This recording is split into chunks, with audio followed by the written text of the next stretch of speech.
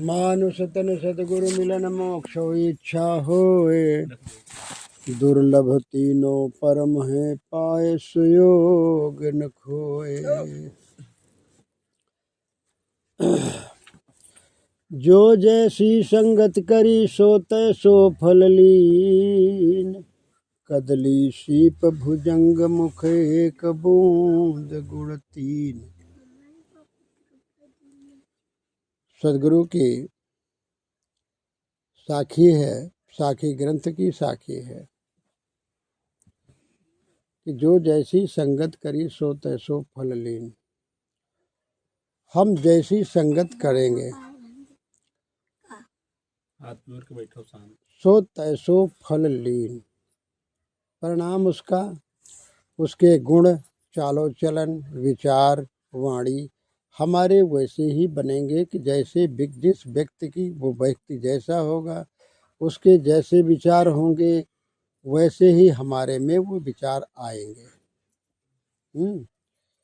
तो इसलिए जैसी जो संगत करी, जो जैसा भी संग करता है, जिसकी संगत करता है उसका रंग हमारे ऊपर जरूर मन के ऊपर चढ़ता है, विचारों में जरूर उतर आता है धीरे धीरे। इसलिए सावधानी पूर्वक संगत भी करनी चाहिए। मोबाइल उठा ले किया, बैटरी ले मोबाइल। कजली सीप भुजंग मुख एक बूंद गुड़ तीन। कहा जाता है मोबाइल हमारा, मोबाइल बैठो, कोई बात नहीं, आएगी आएगी आएगी, कोई बात नहीं। बोलो सब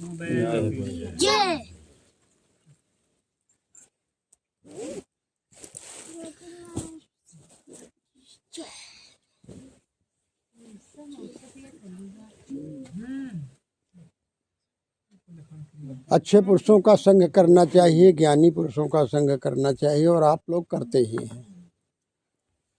और इसी तरह हमेशा ये भाव और ये भजन आपका बना रहे।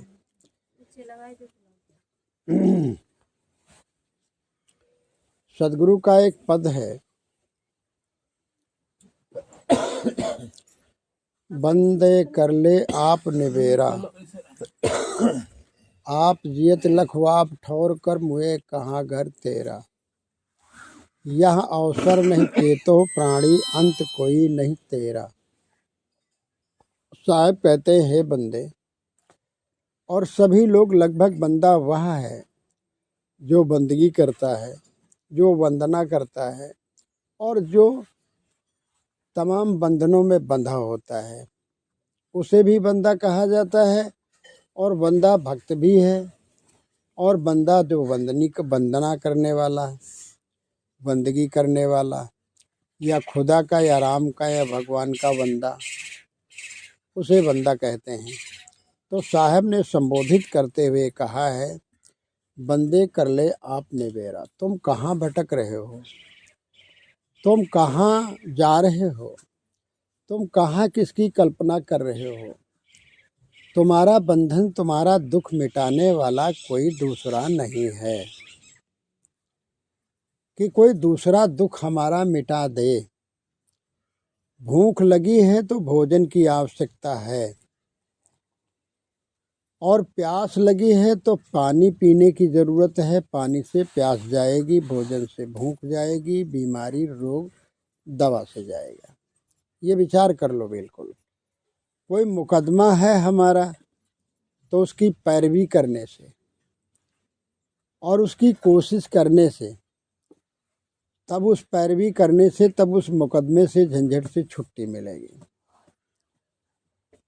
इसी तरह हमें समझना है कि बिना कर्तव्य कर्म किए हमें कुछ मिलने वाला, कुछ होने वाला नहीं है। ये सभी संत समझाते चले आ रहे हैं और आप लोग समझते हैं, लेकिन फिर भी समझाना पड़ रहा है। बंदे कर ले आप निवेरा। ऐ बंदे, ऐ भक्तों, ऐ सज्जनों, ऐ देवियों, अपने आप के अज्ञान को निवारण तुम स्वयं करो। अपनी जीवन की जो भूलें हैं, जो गलतियां हैं, जो गलत कर्म कार्य हैं, जो गलत सोच है, उसको तुम स्वयं ठीक करो, उसका स्वयं निवारण करो। कोई दूसरा निवारण करने वाला नहीं। कड़वाहट मिर्चा हम खाएंगे तो हम अगर किसी का सुमिरन करें कि भाई मिर्चा की कड़वाहट चली जाए, लव है जय राम जय हनुमान जय हनुमान, तो क्या मिर्चा की कड़वाहट चली जाएगी? क्योंकि हमने मिर्चा को पहले खा रखा है। अब वो कड़वाहट आई, नाक जो है गिर रही, फटे जा रहे कान हमारे मारे कड़वाहट के। कान में अधिक कड़वाहट खाओ तो मालूम होता कान में निकल आए, है ना, आँखें से आंसू। तो आग में हाथ डालेंगे तो जलेंगे, ये निश्चित है। अच्छा ठीक, कोई ना बोलो, चुप रहो।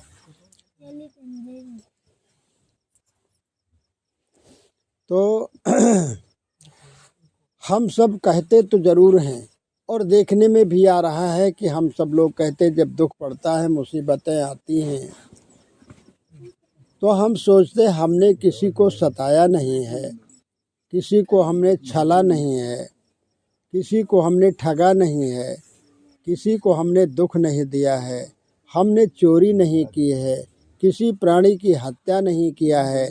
लगभग सभी सोचते हैं कोई जीवन में बुरे काम नहीं किए हैं तो भी हमें दुख मिल रहा है, हमें दरिद्रता जो है पीछे पड़ी हुई है, हमारे बीमारी पीछे पड़ी हुई है। इसका अर्थ यही लगा लेना चाहिए कि हमने अब तो कुछ नहीं किया है, लेकिन संचित प्रारब्ध क्रियमाण ये 3 कर्म होते हैं। संचित जो जमा हुआ, जैसे आपने गेहूं धान जमा कर रखा है, उसका समय समय से आप खाएंगे, वो भोग करेंगे।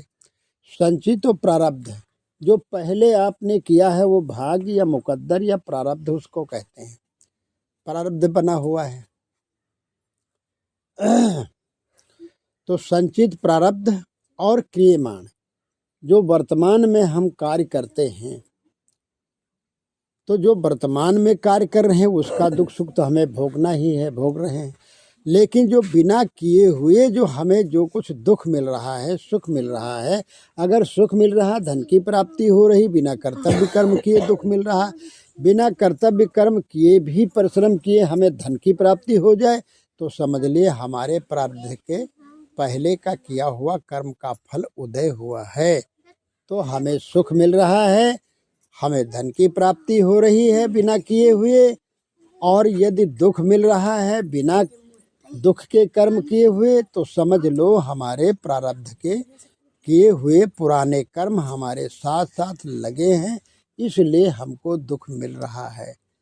उबने डूबने की जरूरत नहीं है, व्याकुल होने की जरूरत नहीं है, और धर्म से भक्ति से कभी जो है हम डिगे नहीं।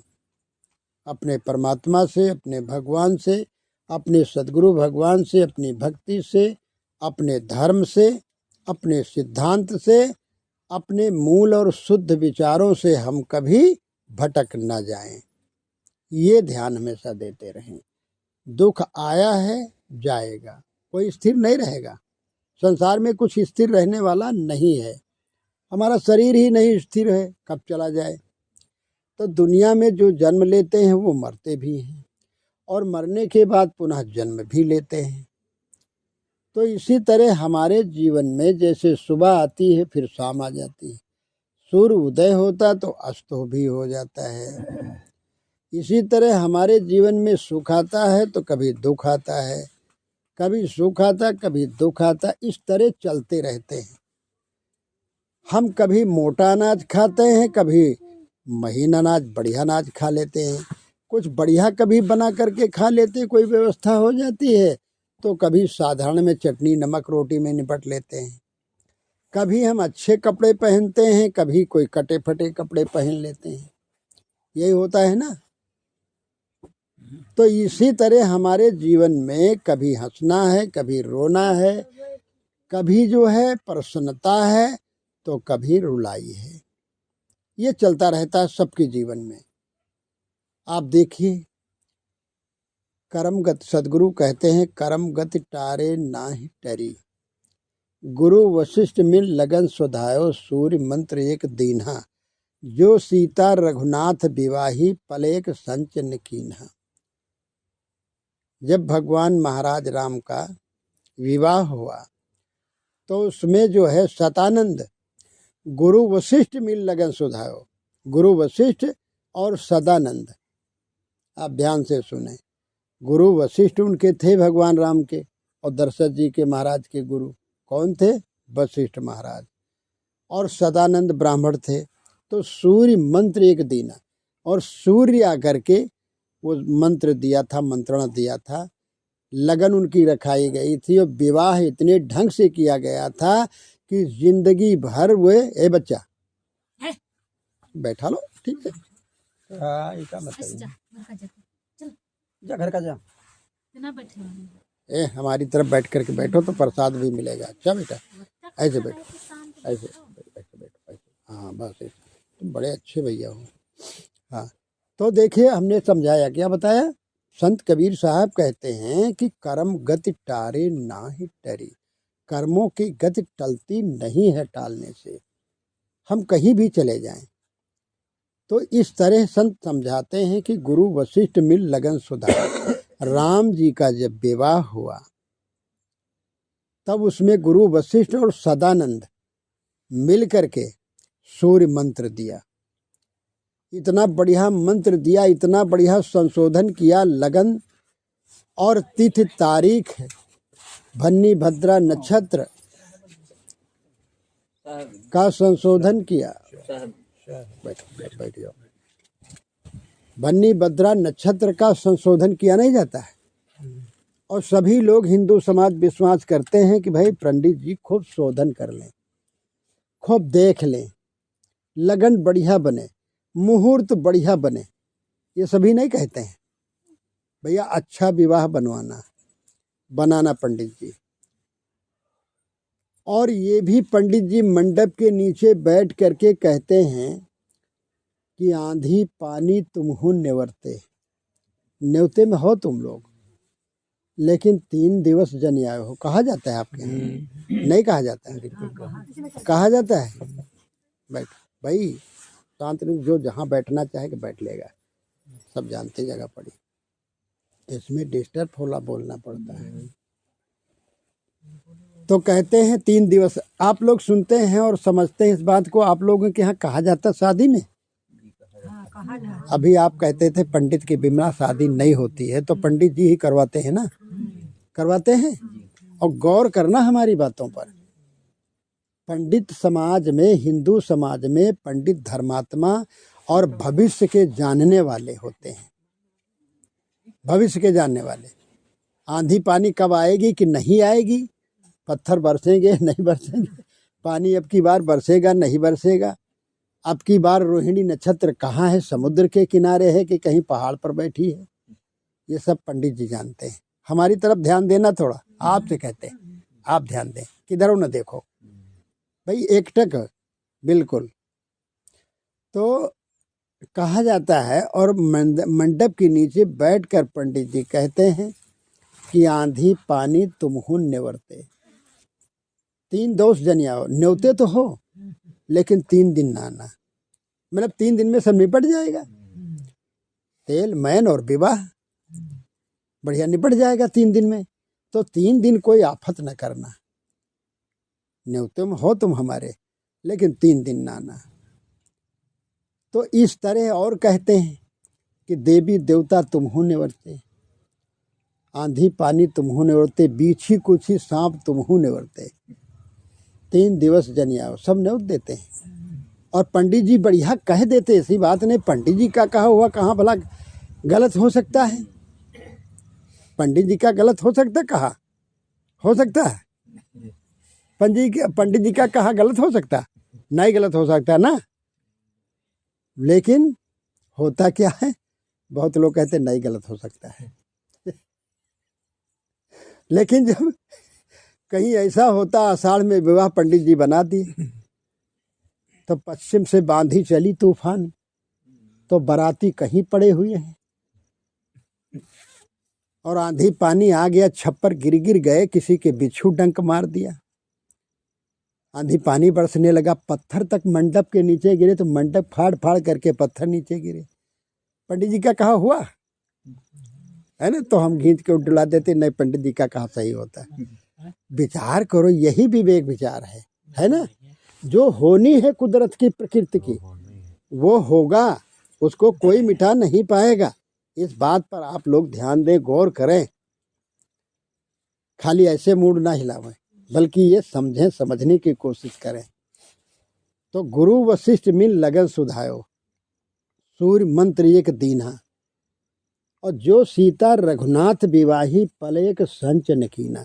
ये बात रामायण की है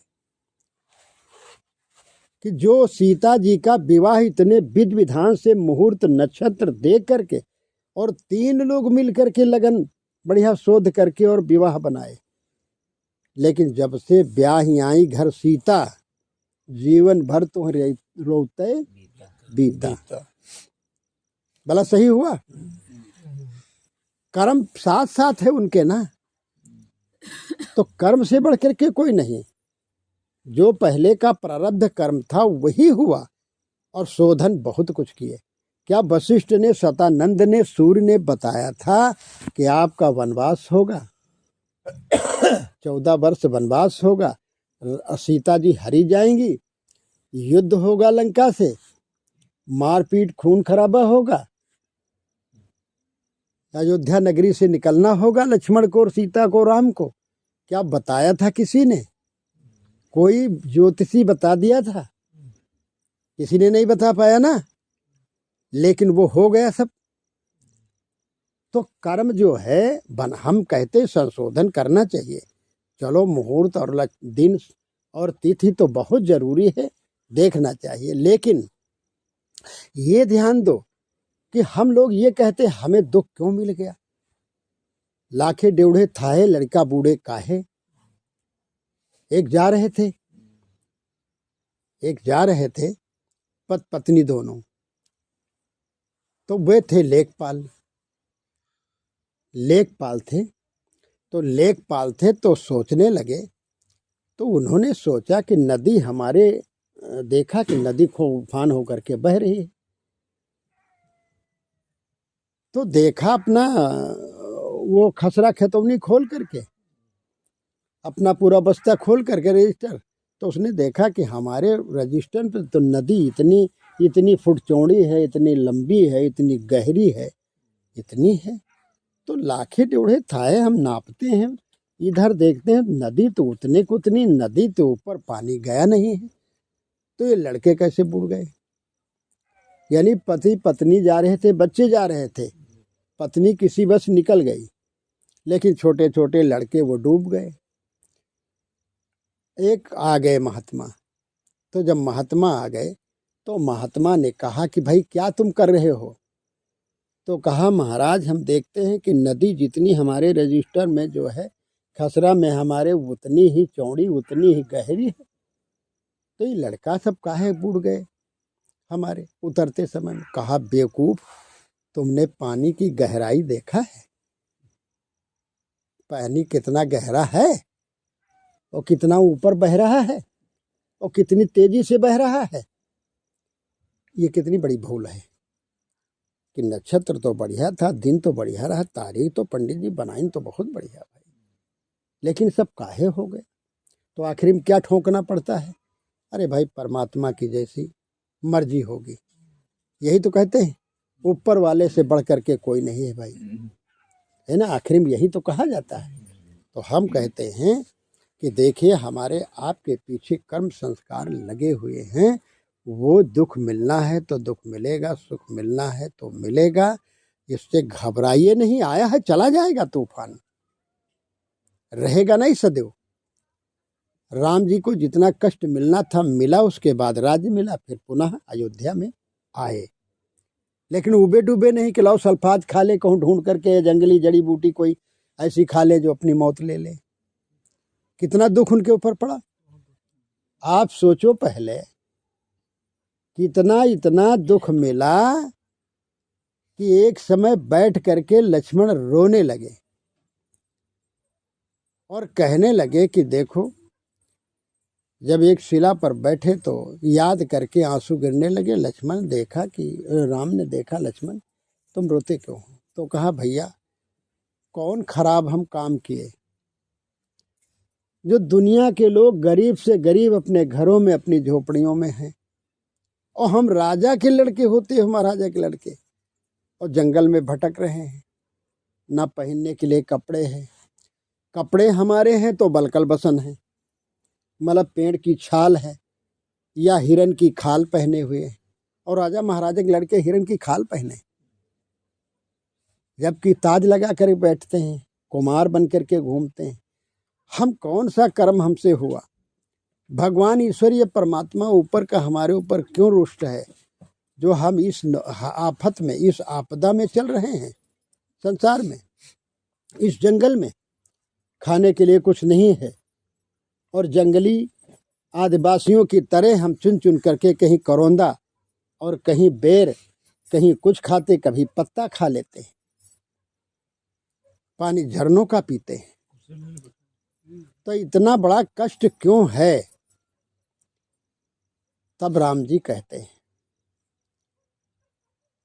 कि सुखस्य दुखस्य को अपने दाता, परो ददाति कुबुद्ध रेसा स्वयं कृतन।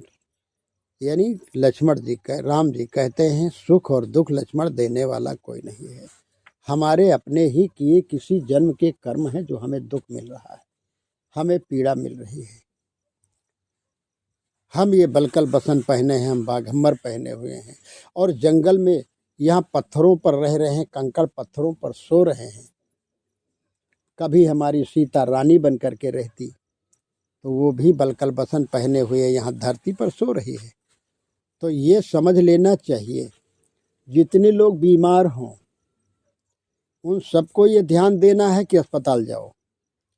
किसी के पैर लटके हुए हैं, और पैरों में कभी देखा अस्पताल में कि ईंटें बांधी लटकी?